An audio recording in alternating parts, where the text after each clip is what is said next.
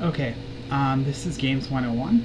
It's basically a discussion of gaming terms and terminology and video games. I'm going to talk today about something that I heard lately. Total Biscuit, if you guys know him from the YouTube, has been talking a lot about game depth in video games.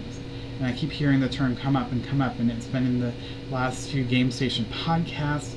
I've heard other people talking about depth in video games. And the thing is, nobody seems to have a really good, solid definition of what depth means in a video game. So I was going to start this, well, I've been getting very, very frustrated because I see people use a term, but then everybody defines it completely different. There's no unity in the definitions. A lot of the definitions aren't even right.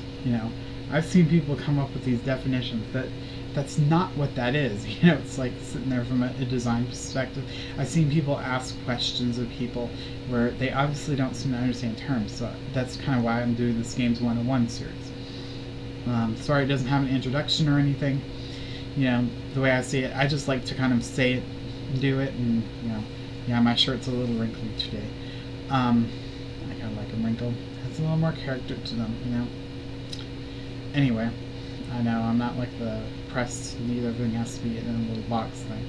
Anyway, so today we're going to be discussing depth in video games. What is depth? What constitutes things that can add to depth? What things can take away from depth? And stuff like that. Now, of course, I'm going to... for this first part, I'm just going to correct, for instance, for anybody who watched Total Biscuit's Mailboxes lately, or the Game Station and was talking about depth, okay, it seems to me that he seems to equate depth with linearity and non-linearity. Now, the thing is, you can have a very linear game that has a lot of depth to it. You can have non-linear games that have no depth to them. There is, linearity is one thing. Depth is a combination of factors of character and storyline and graphics and music and putting all that stuff together. Does it create depth? It's not something that's you can say, oh well, it doesn't have this, it's not deep. It might not necessarily be. It depends on how it's combined. I mean, you can have amazing music, you can have a linear story and have a really rich, deep universe in it. It just depends on how you play it, how you're doing it, how it's being played and whatnot. Like I said, the first thing I would say, so the reality is that has nothing to do with depth. Part of depth has to do with characterization in the game. For instance, characters, we want to see characters grow and change and kind of adapt. If your main character especially is a little too flat, there's not going to be much depth. That's not going to help depth in the video game. It's actually going to kill it a lot of times. So characterization is definitely a part of it. You want to see characters grow, especially ones that you keep encountering. You want to, you're not going to want the same character that was in the beginning in the end, and him not have changed or adapted somehow to what's going on in the story, because otherwise that kind of kills the depth of it. And that doesn't necessarily mean that that's linear, because I've seen non-linear stories, especially when people are talking about Skyrim lately.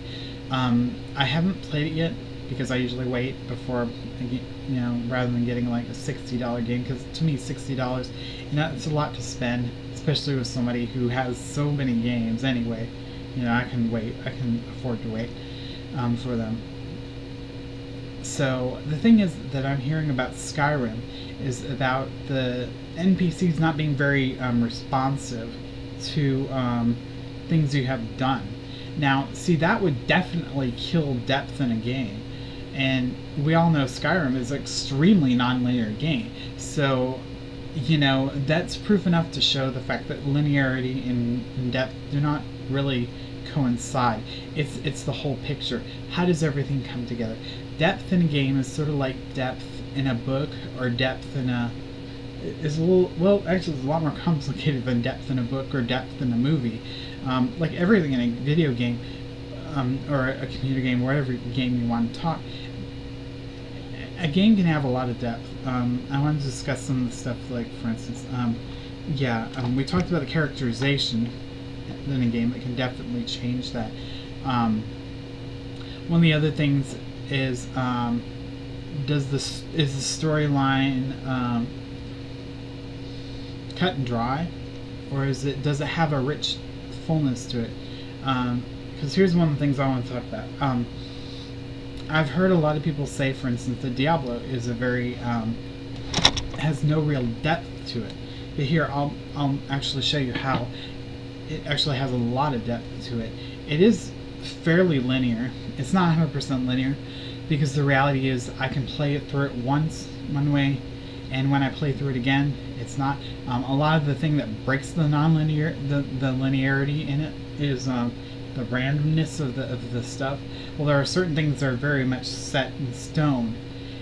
Not everything is. You know, there are some random events that get flung in, and side quests and stuff are more that way. But yeah, like I would say, side quests are something, for instance, that can offer a great deal of depth to a game. Now, can they take away from it? Yeah, they can take away from it very easily. But one of the nice things about a side quest is, with a side quest, you can bring in a little bit of lore, you can bring in some backstory, you can give some characterization and stuff, and that really helps in the depth of the video game, because you know, just of how that is. Now, can you have a linear game with a lot of depth? Yeah, easily. With have a main linear storyline with side quests, you can just as easily, you know, with that, have that. You know, I mean, you know, linearity, you have to understand what linearity and non-linearity means. I'm probably going to do a video on that later on. Basically, linearity has to do with the overall storyline. Is it down a straight path, or do you make choices? If you don't make choices, then it's linear. If you make choices and there's different paths, then it's non-linear. Which is something, for instance, like StarCraft 2's campaign and Wings of Liberty is non-linear, because you do make choices that affect how the game acts, and sometimes do ending. The original Final Fantasy is linear, because there's only a certain path you can take. You don't really have much choice, you really don't have any choice or leeway. The story goes a certain way, it flows a certain way. If you try to jump ahead of it, you die, you know, basically, and you're unable to progress. Sorry, it's just really hot here. It's in the hundreds today, again. Well, but then again, living in Texas, that pretty much is the norm. Anyway, as we're going back, so it's like with Diablo. Diablo overall is linear, but because of the random nature of it, the main story path is very linear. I don't think there's much you would really in a game like that would be able to. I mean, in some sense it's non-linear also, because of the way the side quests work, because they don't actually just, here's an optional thing you can do. You know, the dungeons are pretty much, you know, it seems to me that, you know, when I play it, I go for everything, but that you can kind of do stuff. Now, going back to Diablo 3 in depth, there is another thing of depth in it. For instance, all the lore books that are scattered around the place that you can find questing and going out into the world and exploring. You can find all these kinds of lore books that tell history and backstory and stuff like that. That's an example of game depth. If a game has some kind of backstory that's revealed to you, if there's lore that you can find out in the game, reading a book or something, that's depth in the game, because then it's not just a flat world of, okay, I have a little bit of background maybe in the game, or maybe all I know is what's being shown me. But, you know, if you put little bits of lore, little bits of data, you know, Easter eggs make great depth too, add to depth too, because, you know, you can hunt them down and, like, look for those little those little Easter eggs in it. And I'm not talking about literal Easter eggs. I'm talking about game Easter eggs, which of course I'll talk about later in Games 101 too. In a future episode, we'll talk about what Easter eggs are and how they relate to games. As long as I remember. Well, I got a copy of this, so. Yeah. But back to the topic on hand, we're still talking about depth in a video game. We've talked about how the characters can bring depth into it, how the storyline can bring depth to it. Side quests can bring depth to it, which I kind of discussed on. Optional dungeons and such, because usually a lot of, where you can kind of go and do something can bring a lot of depth to it.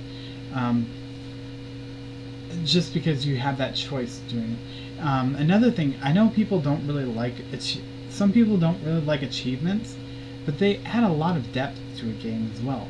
Because, for instance, in like Lego Harry Potter that I'm playing right now, there's a trophy system with PS3, and that's kind of part of the reason why I'm playing it too, is to get all the wonderful trophies, because they really kind of add to the gameplay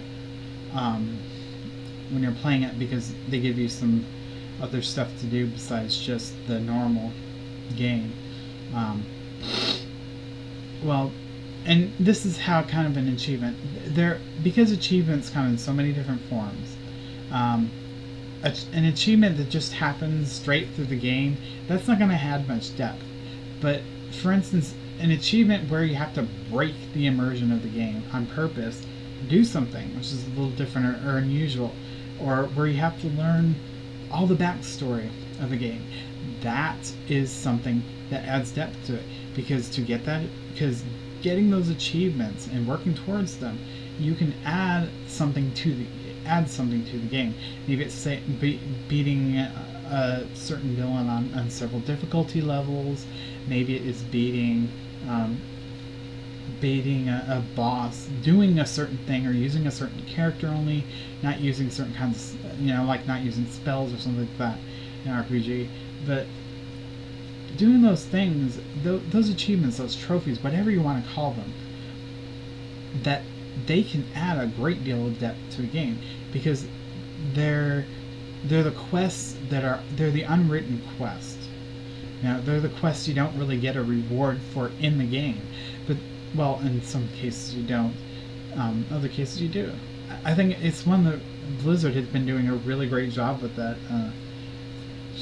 It gives you something more to do, basically.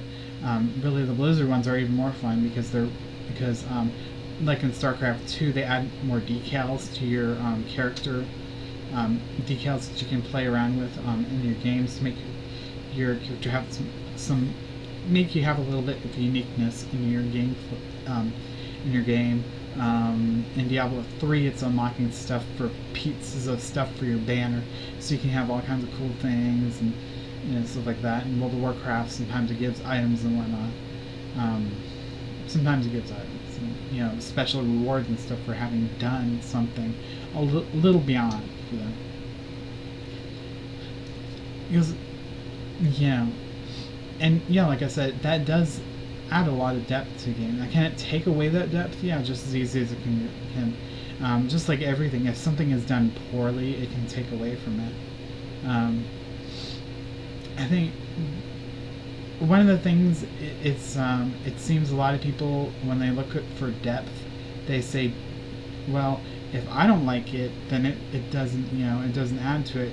And depth is one of those things when it comes to saying, does a video game have depth? It may have more depth for some people than it does than another one. Just basically on how you look at it. Do you see the, does it have achievements, and do they to you seem to add depth to it? Do they say, is there replayability, although replayability doesn't really have much to do with depth either, to be honest. It really doesn't. You don't have to have replayability to have depth in a game. It doesn't even have to have a fabulous storyline either. I mean, that can help, certainly, but it doesn't necessarily have to have a fabulous story. I mean, it's like, look at Minecraft. Minecraft has basically no real story to it anyway. I mean, they only added the story. The story to it is the last minute thing. It's like, that was kind of, I really don't know why they decided to do that. To me, it just seems like kind of a waste to spend all that time and energy to do that, but, you know. Yeah, it was kind of like one of those things. I think they only did it last minute because people were thinking, but wait, there's no story to this. What do we do? But, you know, in a sandbox game, a lot of times you don't. Let's see. You know, depth can sometimes be, in video games, be destroying the environments. You know, having interactive environments. I can, you know, the more stuff you can destroy or, you know, build up in an environment, and the more interactive that's going to be, and that's going to add to depth as well, because that is kind of the exception of depth. And depth really is a hard thing to define, like I said, but, you know, it's like almost everything in the game can somewhat involve with depth, because really what you're talking about is how much can I get into that world. That's, yeah, you know, I think that's probably the best definition I can give for depth, would be how much can I get into that world, you know. And just keep in mind that when you're talking about a video game, you can't do everything. And you may want to be able to do everything and say, oh, that'd be really cool if we could do this as well. But keep in mind, you might not necessarily be able to do it. I think a lot of people have this vision of video games as everything's possible because it's a video game. You know, this isn't a pen and paper RPG where anything really is possible, because, you know, with pen and paper, you're not, you know, with the rules, with the rules and everything, you can do pretty much anything you want. Just remember, when it comes to a game, somebody has to actually build the structure to, you know, has to build something in the game for that to be able to happen. Because, you know, it's because otherwise it's going to cause a lot of trouble. I mean, you know, for you to jump in a game, somebody has to program for there to be a way to jump, or for a way to move, or for a way to do, you know, swing your sword around. And just remember that, you know, it might not necessarily be as easy as you think it is. You know, it may be something that requires, let's say for instance, a game company is using a specific engine.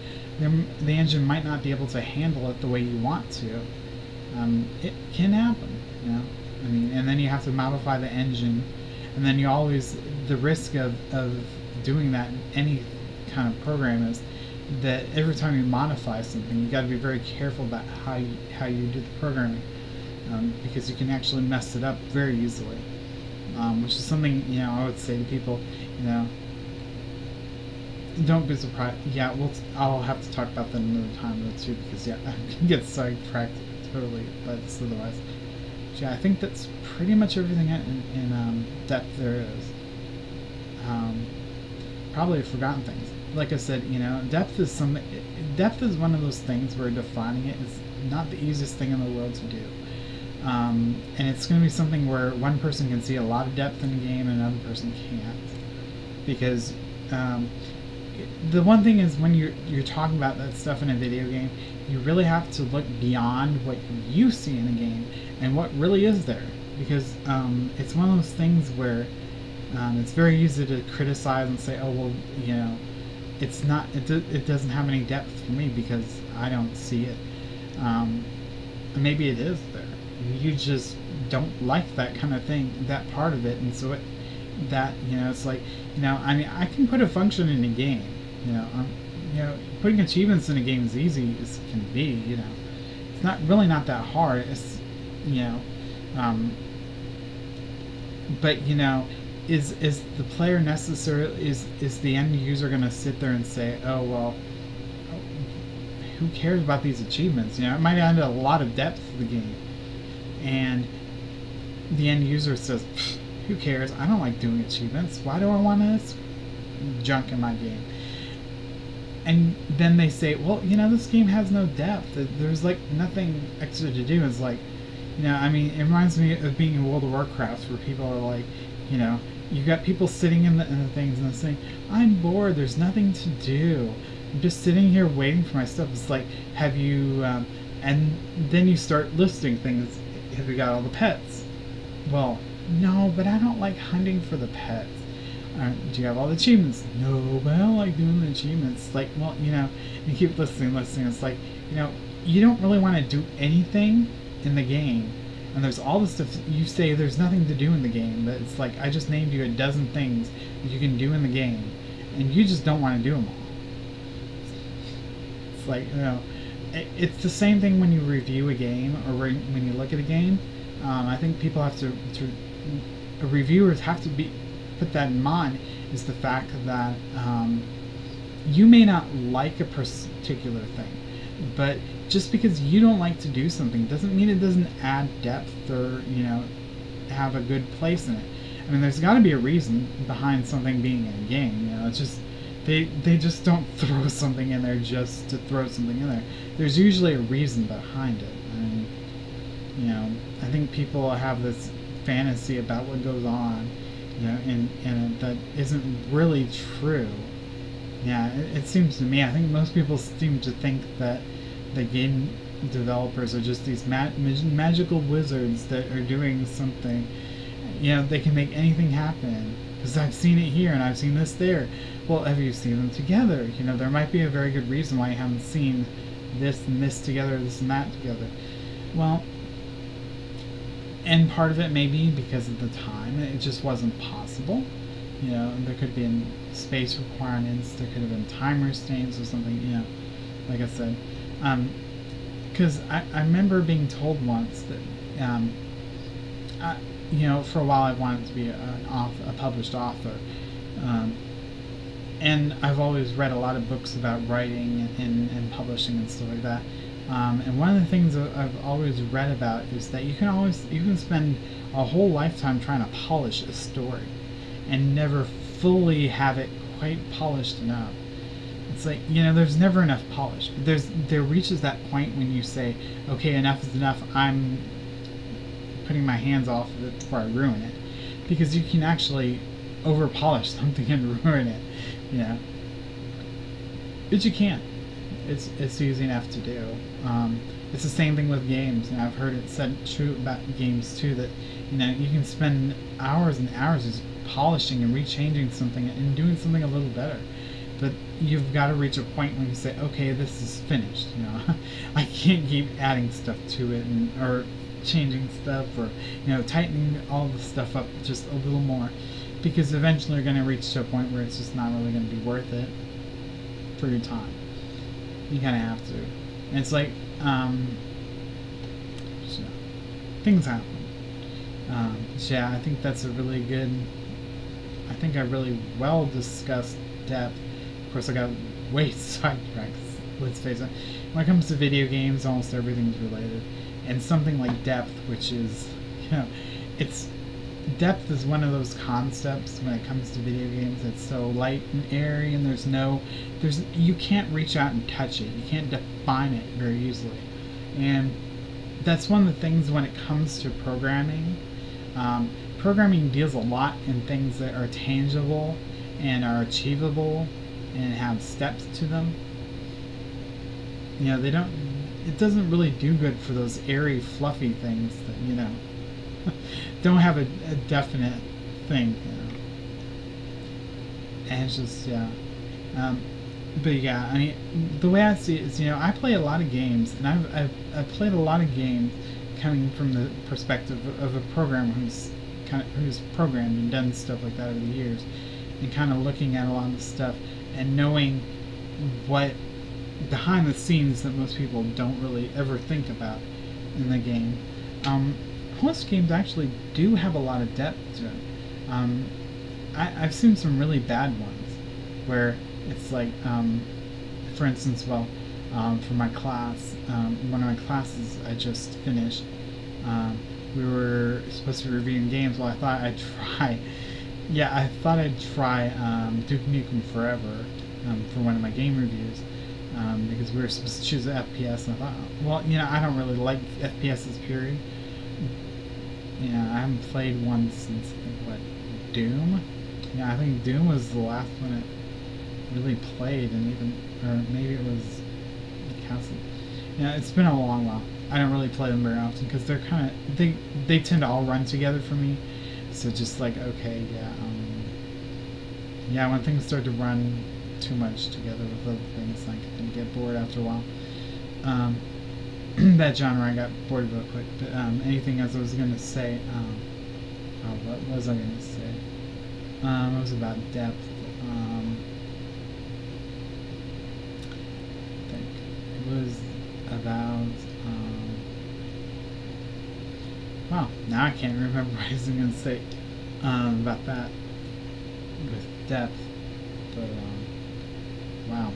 Oh yeah, I was gonna say how, like, for instance, a game have a lot of depth and still be horrible. I played Duke Nukem 3 forever, and it was like from the start it was like, oh well, you know, this is really nice. It's got a nice 3D architecture. The graphics are really good. And what's the first thing you have to do, you know, in the game? You're sitting at a urinal and you're told to take a leak in the toilet. It's like, why is this in the game? It's like,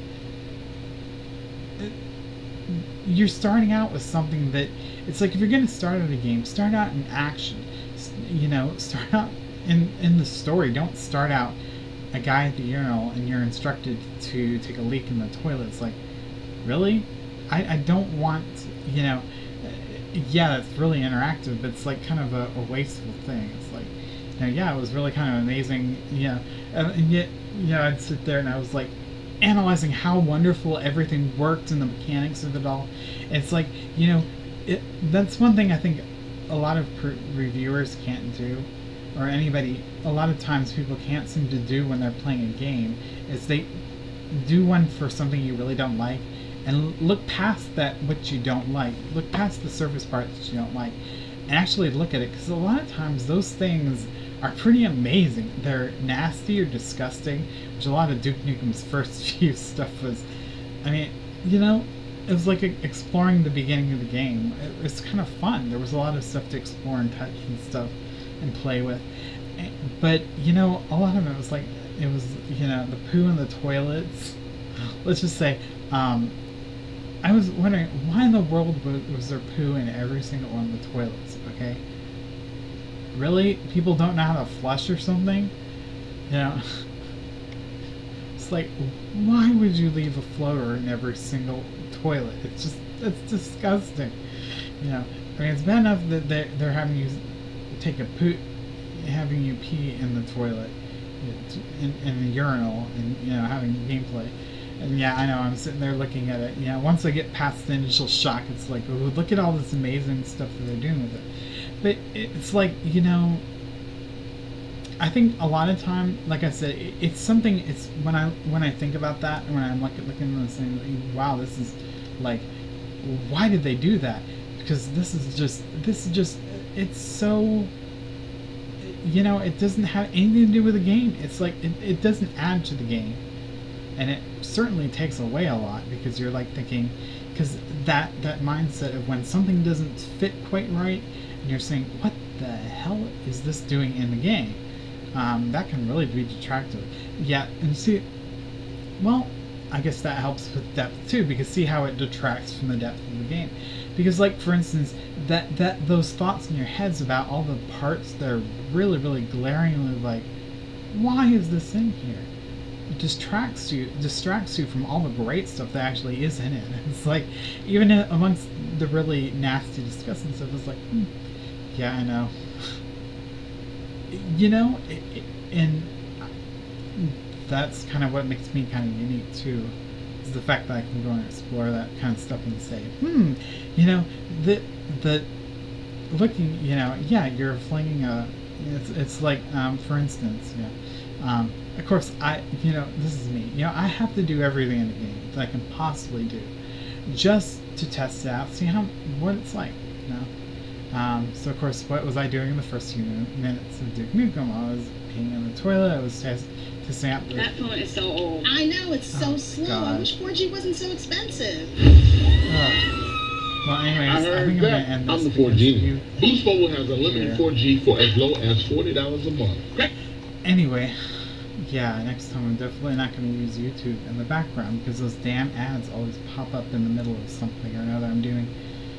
But anyway, like I said, you know, that's one of the things. It's like, I really wish they would cut that out of those because those are making things really terrible. But I really like them. It's a lot of fun. It's pretty cool. I really like the game and everything. Well, I mean, it was like Duke Nukem 3, you know, it's kind of funny that I can sit there and I can be disgusted by a certain part of the game, yet I have to try it out. And I have to try everything with it, find out what it's like, what interesting stuff. Well, because you can take that and use that as for something maybe a little better, you know. You know, I mean, it was like, you know, I mean, all the effort in Duke Nukem that was wasted on the peeing in the toilet and the pooping and the playing with the poo in the beginning could have been used for so many other things. I mean, they make it so much, you know, it's like there's all these little things that are really kind of cool and stuff. It's just like, it's distracting, you know. I mean, you know, I would never do that in real life, any of that stuff. Yeah, in real life I wouldn't be quite the way I was in that, you know, in the game, but you know, it's kind of fun sometimes to break the limits. Yeah. And you know, that's something about depth. It's like that game has a lot of depth to it. How it's not good depth, it's depth that, you know, it's got depth in it. That's for sure. It's just, it's like one of those things, it's like, you know, I had to force myself to play it because, you know, the story was horrible. You know, it's like, yeah, you see, once again, here's a really bad story that has something that had really bad story. It was really horrible. You know, a lot of the stuff is so many cliches throughout the whole thing. You know, I'm like, you know, I kind of want to go to the developer and sit there and say, what in the world were you thinking? I mean, really? With half the stuff? I mean, it's really amazing the fact that you did, you know, like saying, and then on the other hand saying, wow, you know, the effects of doing this was just so amazing. Yeah, it's like, why couldn't you actually put this into something that wasn't such a, you know, that there was all these factors that really were distracting or dangerous in the game, and get rid of them. Okay, yeah, I think I've talked enough, and I hope this kind of helps you kind of understand depth. And I understand also why it's kind of one of those light, airy subjects that's like, you know, you keep trying to say, oh, I want to catch the depth, but I can't really, you know, it's like, does this have depth? Does not, you know. I really hope that you can at least look into things, and the thing I would encourage you to do when you look at a game, when you're playing a game, if you want to know if there actually is depth in it, leave the commentary, you know, take your comments and just shelve them for a little bit. Actually, you know, look at everything. Don't think about, oh, well, this is bad or good. If you can stop your mind and say, oh, well, I don't like this story, I don't like this genre, and you can kind of say, okay, shut those out and say, okay, look at this with, you know, forget that, you know, say, the easiest thing I find to do that is, if you really want to think, oh, well, is this game crap? Take out the stuff that you don't like, that you find is distracting. If you took it out, would it be, you know, if you took it out and you looked at it, would you say, oh, this is really amazing? Because here's the thing, a lot of times it's that negative thought in our head that kills something like that and can really kill kind of a really great experience. It's like, you know, yeah, and especially reviewers, I think they need to be able to learn how to do that. You know, I really wish they could. I mean, because, you know, it's one of those things that's like, I've seen some really good games and gotten really horrible reviews because people didn't like them. You know, maybe it was a genre they didn't like, maybe it was they just don't like certain kinds of stories or stuff, you know. I mean, you know, everything's gonna fit everybody, like I said. And it's like in the end, I mean, in the end, when it comes to commentaries about a game, you know, they're just opinions. They're not fact. You know, there's facts within them a lot of times. But to say that, well, you know, I've heard the opinion of this person, you know, I think when it comes to it, whether you decide, like in a game, whether or not there is or isn't something, you have to, you know, like depth, kind of a hard thing to do with that. Anyway, yeah, I think I'm going to end this before I end up making this like a whole hour-long video. Okay, so, you know, in conclusion, just kind of, you know, keep an eye out, an open mind when you're doing reviewing and stuff like that, because it's going to help you a lot. And maybe I'll do another video later on about this sort of stuff, because I think it's really kind of interesting stuff. I love talking about this sort of stuff. I love talking about games and the components of it and everything. So, yeah, that's it for this on depth. And I really hope you at least walked away with this understanding a little more about what depth in a game is, so that you're not completely blindsided when somebody says something about depth. You can say, so you can at least a little better argue with somebody, you know, whether it's Total Biscuit or, you know, Jesse Cox, or, you know, if it's like, you know, any of the other big names, anybody that you know, you can sit there and say, oh, well, you know, that's not quite right, you know. You never know. Okay. So that's it for this one, and maybe I'll have another one out today. I'm not sure. There's so many topics I could do this on. I could probably make a billion videos. But this one's going to end. Okay. Just keep checking the channel. Anyway, just for a little shameful plugging, feel free to join this channel and get to see all different kinds of stuff. I know when you're looking at stuff in this, you're going to see a lot of stuff from the viewpoint of somebody who's not only a programmer, but somebody who is working to become a designer as well, and, you know, somebody who's highly intelligent. Yeah, especially because I'm working towards my doctorate. So yeah, I got to be pretty smart to be able to get that far. And you know, I have to make good grades, because, you know, to get through a master's program, you have to have at least, I think most you have to have a B average for that, and I think for doctorates, if I remember right, you have to have at least a 3.5 average all the time to keep in that. So keep in mind that when you think about that, you know, you're talking about somebody who actually, you know, yeah, when you keep in mind about somebody who actually has like a master's and a doctorate, they actually do probably know better than you do, because if they didn't, then they wouldn't have it, because these are people, you have to make really, really good solid grades in it to really be able to do it. So yeah, unless the program that they're taking is for whatever their master or doctorate is junk, then, you know, they're going to know a lot better than a person with a bachelor's or no degree at all. So, yeah. Keep in mind. But anyway, bye, and I hope you watch the next Games 101, whatever that's going to be. Okay? Bye.